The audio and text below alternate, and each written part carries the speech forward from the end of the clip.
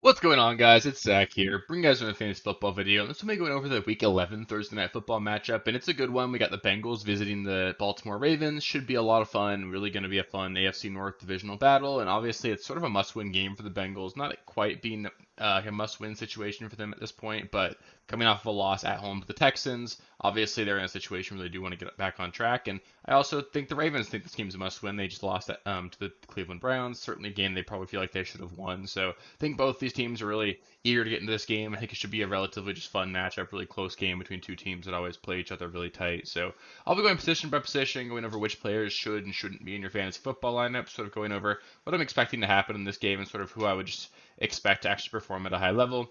As always, I like to remind you guys that if you are going to be playing players in Thursday Night Football, make sure that you have them outside of your flex spots. If you've got a wide receiver or a running back, make sure you're utilizing that wide receiver or running back position on your fantasy football roster. That way you still give yourself that flexibility of the flex position as the week progresses in case you have an injury or something pop up later on. So on top of that, as always, if you guys have any specific start sit questions, let me know in the comments. I love helping you guys get set there and have a lot of fun helping you guys with all that. So yeah, should be a fun game. A lot better than last week, hopefully. So should be a lot of fun. And yeah, with that, let's just get into the quarterbacks here.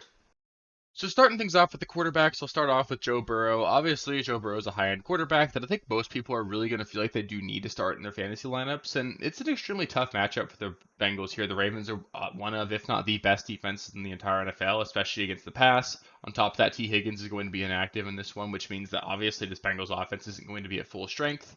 Burrow, to me, he's a low-end quarterback one. He's obviously had some ups and downs this season in general, and I don't think he's a must-start by any means, especially in a really tough matchup here. If you have someone like Stroud, who's just been on fire lately, Brock Purdy, who's got a really good matchup against the Buccaneers, Sam Howell, who's got a plus matchup against the Giants, Jared Goff, who's got a plus matchup against the Bears, all four of those guys are guys that I would probably consider starting ahead of a guy like Joe Burrow. So if you have one of those options, I would certainly be willing to look there, but it's not like a must-sit situation by any means. I have no problem necessarily starting Joe Burrow, but I think that if you have those other options, it's certainly something that I would look at. For Lamar, I know it's been extremely frustrating lately. You're going on about 3 straight weeks of being underwhelming, and really it's just been bad touchdown luck. They're rushing for every single touchdown they're scoring over the last month or so, and it's obviously resulted in there not being very many high output games for Lamar Jackson, but there's just no way I'm benching him. This is a mediocre to bad Bengals defense. It's banged up on the defensive line as well. There's not a lot to be afraid of on this Bengals defense, and Lamar Jackson, he always balls out against the division. On top of that, they're coming off of a loss. I think Lamar's going to play really well, and he's a guy that I'm definitely getting in my lineup this week. Probably finishes the week as a top five quarterback.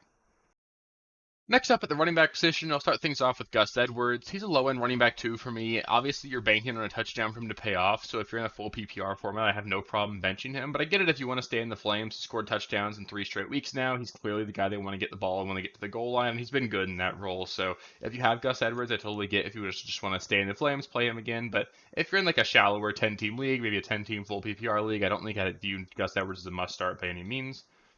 Outside of that, for the Ravens, we got Keaton Mitchell, who's been super explosive in his limited opportunities so far this season.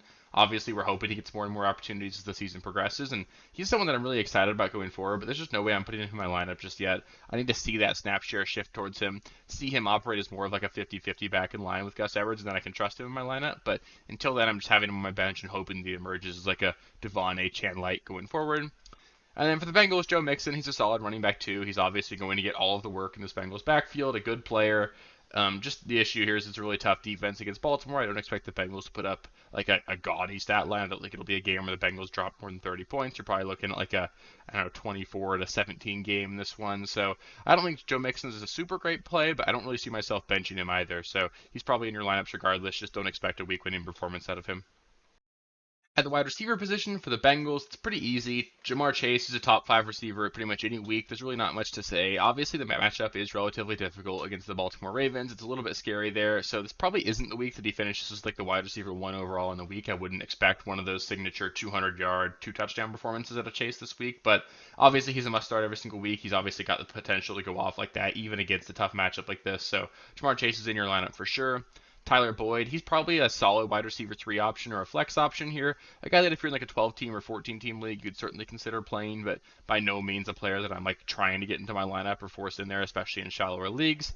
He's a solid option. He performs at a high level whenever T. Higgins misses. We saw he actually put up a really big game last week and could have had an even bigger game if he didn't drop a potentially game winning touchdown. So Boyd's a good option, just not someone you need to be starting against a tough matchup. Trenton Irwin, he'd be a desperation flex play. Only caught 2 passes last week. One was a touchdown. Obviously, there's always some touchdown upside in this offense, but I don't think I want to be playing Trenton Irwin really anywhere. For the Ravens, it's pretty easy. Zay Flowers, he's a decent flex play in PPR, a little bit less so in half PPR, and I don't think I'm even looking his way in non-PPR at all. It was nice to see him get more involved last week. I do think he is the wide receiver you want to own in Baltimore, but unless you're in a full PPR format, it's really tough to have like high expectations for him any given week. And then after him, you've got Odell Beckham, who had a nice touchdown last week. That's touchdown was 2 straight games, but there's no way I'm playing him this week. And then Bateman as well. No way either one of those guys are in my lineups. I need to see a lot more out of any of those guys before I consider trusting them. So I think it's Zay Flowers as like a low end option, and then nobody else for the Ravens as the wide receivers go.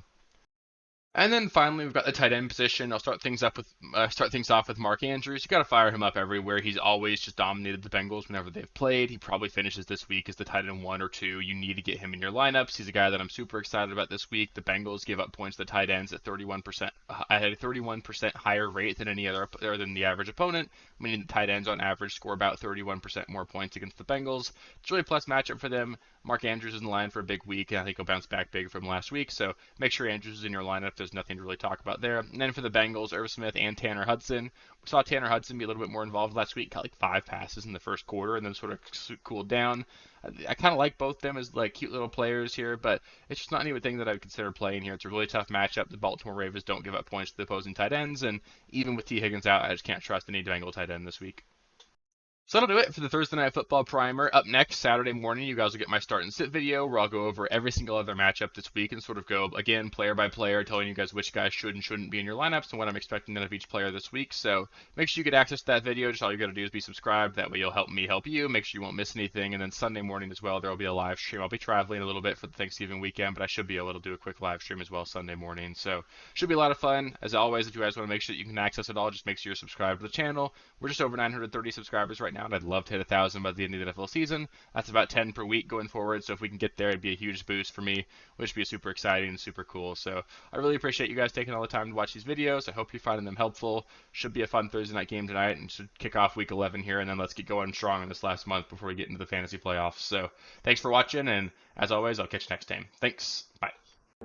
Thank you guys for watching. If you haven't already, please be sure to subscribe to the channel, like the video, check out these other videos here if you haven't. If you want more content, please feel free to follow me on Twitter at RealSteelFFB. I'll be more active on there as the season goes on. Thanks. Catch you later.